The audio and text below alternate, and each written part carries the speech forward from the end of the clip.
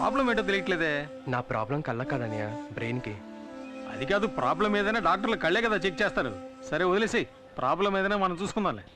బాలా ఎలా ఉన్నాడు నాయన? వాడికే మా చక్కగా ఉన్నాడు. వాడి దిగులంతా తమ్ముడు గురించి. అవును, ఇంత చిన్న వయసులో వీడెందుకు ఇలా అయిపోయాడు? చిన్నతనంలో తరచూ తలనొప్పి వచ్చేది. మైకం ఎంబీఏ చదువుతున్నప్పుడు వచ్చింది. ఓ, అయ్యగారు ఎంబీఏ చదువుకున్నారా? అందుకే ఎక్కువగా చదవకూడదని చెప్పేది. నన్ను చూడండి, అందంగా 5. సరే, నువ్వేం దిగులు పడకు. నీ ఆపరేషన్కి ఎంత ఖర్చు అయినా అది నేను చూసుకుంటాను. సార్, ఈ బిల్లుకి ఆల్రెడీ డబ్బులు కట్టేశారు. ఎవరు కట్టారు? ఆ అమ్మాయే. ఏ అమ్మాయి? అదే సార్, సతీష్తో పాటు ఎప్పుడు ఉంటుంది ఆ అమ్మాయే. ఏమండి, 60 ఏళ్ళ ఆవిడ మీకు అమ్మాయిలా ఉందా? మీరు తప్పుగా అర్థం చేసుకుంటున్నారు. నేను చెప్పేది వాళ్ళ అమ్మగారిని కాదు. మరెవరు? అది సార్, అటు చూడండి, ఆ అమ్మాయి సార్. ఎవరు అమ్మాయి? హాయ్. హాయ్. అత్తయ్య, నేను అన్ని మందులు తీసుకొచ్చేసాను. అయిపోయిన వెంటనే చెప్పండి. మా వల్ల నీకెందుకమ్మా లేనిపోని ఇబ్బంది? ఏ ఇబ్బంది లేదత్తయ్య. ఇక్కడ కాదు కానీ పెళ్ళయ్య కానీ పడబోయేది అతి పెద్ద కష్టం. అత్తయ్య, ఇది డ్యూటీ నర్స్కి ఇచ్చేయండి. సరే, నేను ఇచ్చొస్తా.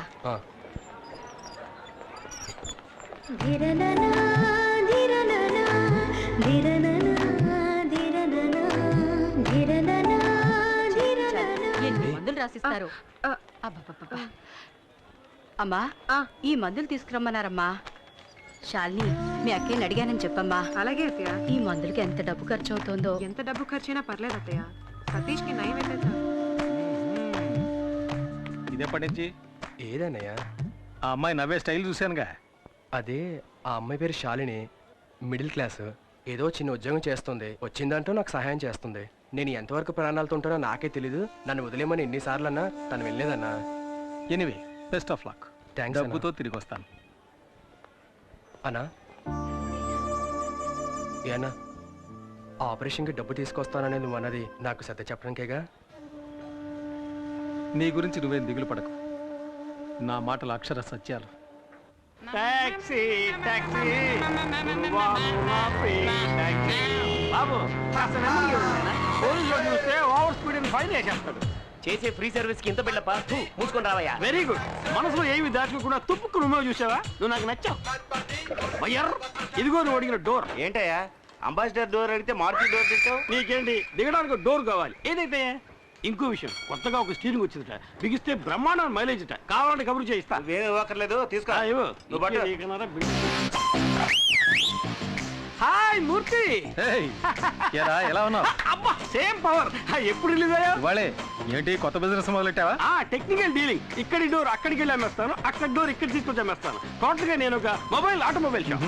సరే గానీ, చాలా రోజుల తర్వాత రిలీజ్ అయ్యావు కదా, పార్టీ గిట్టే ఏం లేదా? తాగితే మరిచిపోగలను, కానీ మరువనివ్వదు. మరిచిపోతే తాగగలను, మరువనివ్వరు. కానీ నీ ఆఫర్ని కాదని లేకపోతున్నాను రా. హలో, నేనెవరు మర్చిపోమన్నారే? నేనున్నాను. టైట్ గా కుమ్మి.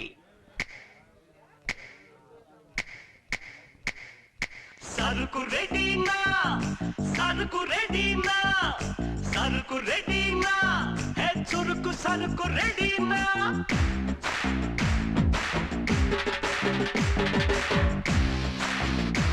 రాత్రి మనకు కొంచెం తలనొప్పిగా ఉందిరా. సరే గానీ, సతీష్ ఆపరేషన్ కి డబ్బులు ఎలా తెస్తావు? ఎవరినో కొట్టాలని చెప్పావు కదరా. అది తనలాంటి కేసు కాదు, అసాల్ట్ కేసు. విదర్లంకి తెలుసుగా, అక్కడ హత్య కేసు ఉంది. అది నువ్వు చేసేవారు ఒప్పుకుని సరెండర్ అయ్యవనుకో, పార్టీ 8 లక్షలు ఇస్తానంటున్నాడు. హత్య అంటే ఊరేస్తారు కదరా. అది అడిగా.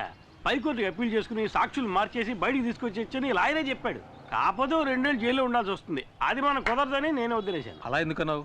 నీ తమ్ముడిని కాపాడుతానని బాలాకి నేను మాటిచ్చాను. నేను చేస్తాను. వేదూరులంకకి 2 టికెట్లు. దిగాలని మాకు తెలీదా? ప్రతి వాడు దిగండి దిగండి నారాడు.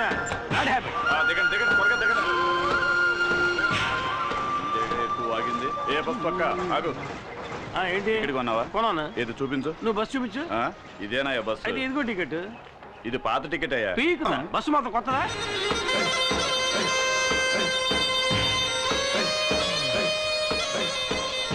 బాగా ఎండగా ఉంది, కొనుక్కుంటే ఇదిగో.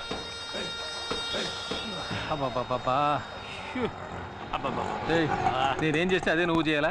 పోనీ నేను చేసేది నువ్వు చేయి.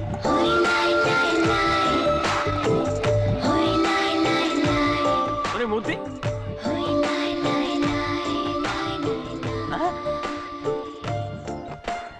వదిన సూపర్ గా ఉంది కదా.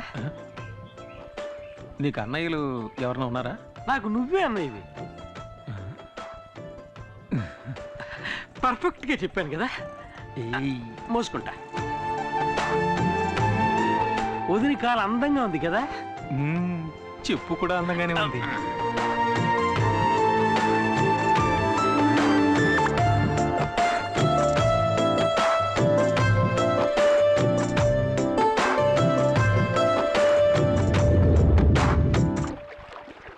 ఏంటంజలి, మీ దివాణం బోటి వాళ్ళు రాలేదా?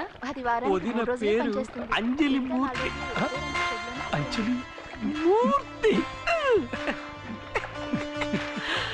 నీకేంటమ్మా ఎదుర్లంక దివాణంలో రాణిలా బతుకుతున్నావు. నువ్వు తలుచుకుంటే కొత్త బోటే కొనేయచ్చు. నేను రాణిని కాను, జమీందార్ గారికి బంధువుని కాను. నేను ఆ దివాణంలో లెక్కలు చూసే సాధారణమైన అకౌంటెంట్ని. మా నాన్నగారు చేసిన పనిని ఆయన పోయాక నేను చేస్తున్నాను. ఏంటమ్మా అలా అంటావు? ఈశ్వరప్రసాద్ గారు జైలుకి వెళ్ళాక వాళ్ళ అమ్మగారిని అబ్బాయిని నువ్వేగా బాధ్యతగా చూసుకుంటున్నావు. అది నా బాధ్యత. అనాథలమైన మాకు వారే ఆశ్రయం ఇచ్చారు. అది ఎంతకాలం? నీకు పెళ్ళయ్యి అత్తారింటికి వెళ్లే వరకేగా. అంటే వదినకి ఇంకా పెళ్లి కాలే. సిగ్గా. ఈశ్వరప్రసాద్ గారు జైలు నుంచి రాగానే అంజలికి పెళ్లి అవుతుందో లేదో తెలియదు కానీ ఖచ్చితంగా ఇక్కడ హత్య జరుగుతుంది. అప్పుడే గాల్లో రక్తపాసన వస్తుంది. అది నేను నీ పెళ్ళాం దుడ్డు కర్రతో నేను ఎత్తిన బాధింది కదా, ఆ రక్తపు మరకల వాసన.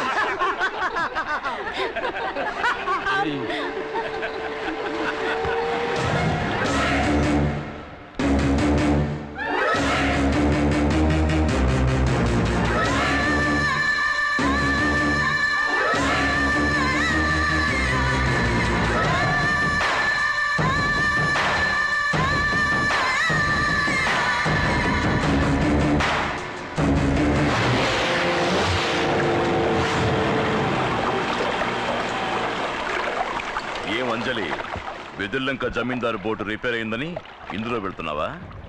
నా బోట్ ఎక్కు.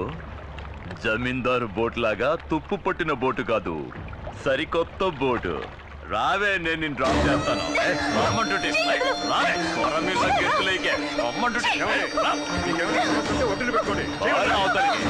అసలు చెప్పొచ్చా? అడ్డొచ్చావంటే నరికేస్తా. ఏవే, మాకు వ్యతిరేకంగా కోర్టులో కేసు ఫైల్ చేస్తావా? రేవులో రౌడీసం చేస్తే అలాగే చేస్తా. అది నా డ్యూటీ. నీ డ్యూటీ అది కాదే, నాతోరా, నేనిస్తా కొత్త పని. ఊరికే కాదులే, నువ్వు నీ పని బాగా చేసావనుకో 100-200 ఎక్కువ ఇస్తాను. అటువంటి అమ్మాయిలు నీ కుటుంబంలోనే ఉన్నారా? వెళ్ళి బాలకు చెప్పు. నా తడాక ఈ రోజు చూపిస్తాను. రావే,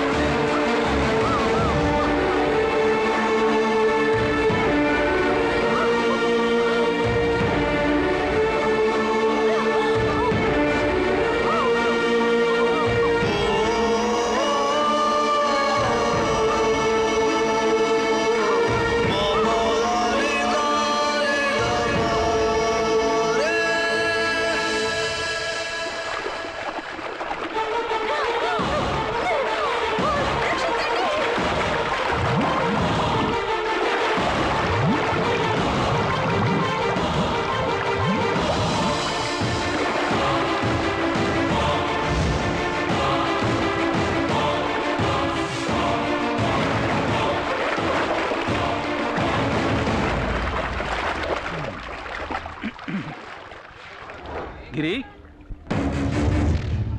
గిరి, గిరి. హాయ్. ఆటోలో వచ్చేంటి? నేను ఒకటి కాపాడదాన్ని పట్టుకున్నాను. ఆడ పెద్ద స్విమ్మింగ్ ఛాంపియన్.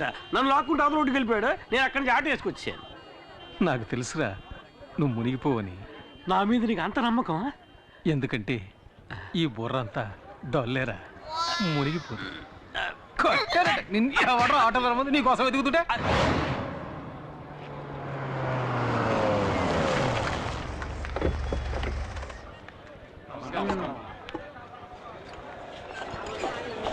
అమ్మా, మాకు చాలా భయంగా ఉందమ్మా. ఏం భయపడకండి, నేను చూసుకుంటాను.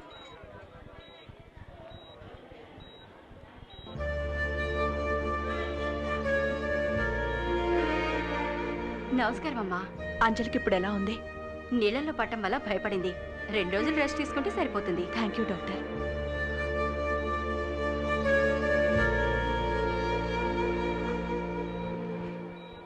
అమ్మా, అంజలిని కాపాడింది ఎవరో ఎవరికి తెలియదమ్మా. హాస్పిటల్కి అంజలిని హడావుడిగా తీసుకురావడం వల్ల అతన్ని ఎవరు సరిగ్గా గమనించలేదమ్మా. అతను ఖచ్చితంగా కూలి పని చేయడానికే వచ్చుంటాడమ్మా. వాడు ఒంటరిగా అంజలిని మాత్రమే కాకుండా ఎంతమంది ప్రాణాల్ని కాపాడాడు. ఎవరి నుంచి ఏమీ ఆశించను కూడా లేదు. ఆ వేణు, అతనెవరో తెలుసుకుని నన్ను కలవమని చెప్పు. అలాగేనమ్మా. అమ్మా, ఆ తిరువురు వాళ్ళని ఇలాగే వదిలేస్తే మంచిది కాదమ్మా. అమ్మా, మీరు మా అందరినీ ఓపిక పట్టమని చెప్పిన ఒకే కారణంగా మేము ఊరుకున్నామమ్మా. ఏది ఏమైనా మేము పోలీసులకి కంప్లైంట్ ఇచ్చామమ్మా. వాళ్ళు రుద్రపతిని అరెస్ట్ చేశారమ్మా.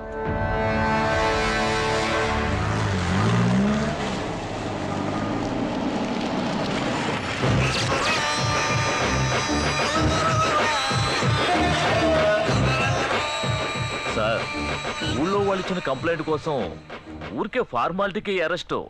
ఊళ్ళో వాళ్ళకి అది పోలీస్ స్టేషన్, సార్కి అది బారు. డబ్బులు తీసుకుంటున్నందుకు విశ్వాసంగానే ఉన్నావు సార్. ఆ కంప్లైంట్ ఎఫ్ఐఆర్ కాపీ.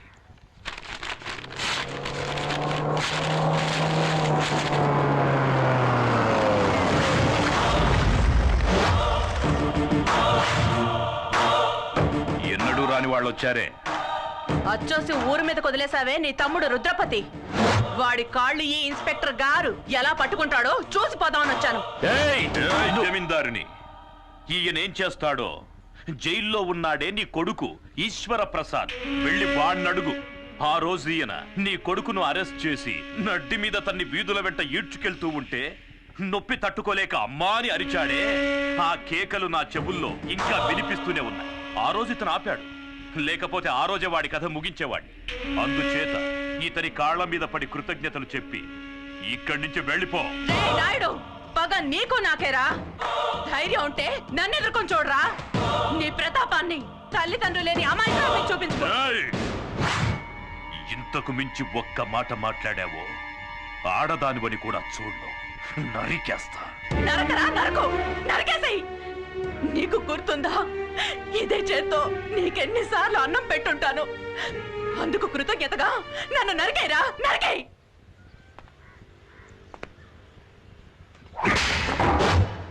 పొమ్మని చెప్పరా.